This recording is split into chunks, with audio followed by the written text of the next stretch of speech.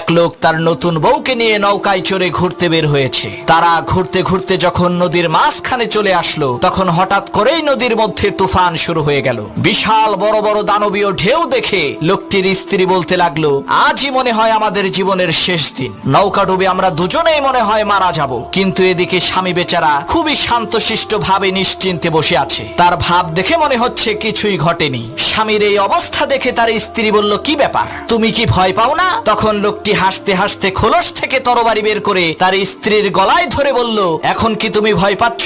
তখন তার স্ত্রী বলল, কি বোকার মতো কথা বলো, ভয় পাবো কেন? তরবারিটা তো তোমার হাতে, আর আমি জানি তুমি আমাকে অনেক ভালোবাসো। তখন সেই লোকটি বলল, ঠিক একই ভাবে এই ঝড় তুফান সবকিছুই আল্লাহর হাতে, আর আমি জানি আমার আল্লাহ আমাদেরকে অনেক ভালোবাসেন। আমার এই তরবারির নিচে তুমি যেমন নিরাপদ, ঠিক একই ভাবে মহান আল্লাহ তাআলার দেওয়া এই ঝড় তুফানের মাঝেও আমরা তেমনি নিরাপদ।